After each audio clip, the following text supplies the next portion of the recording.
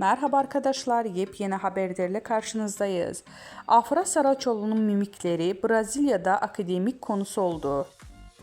Ünlü oyuncu Afra Saraçoğlu, Brezilya'da Güzel Sanatlar Fakültesinde ders konusu oldu. Brezilyalı bir üniversitet öğrencisi oyunculuk ve mimik teknikleri üzerine yaptığı sınav ödevi için Saraçoğlu'nun 2019 yılında yaptığı Kardeş Çocuklar dizisinde sergilediği unutulmaz kömürlük sahnesini seçti.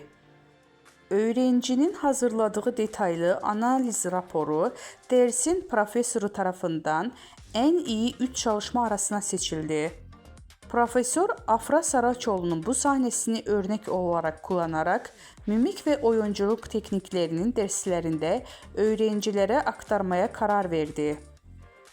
Afra Saraçoğlu dizide Hayat Çetin karakterini canlandırmış ve performansı ile büyük beğeni kazanmıştı.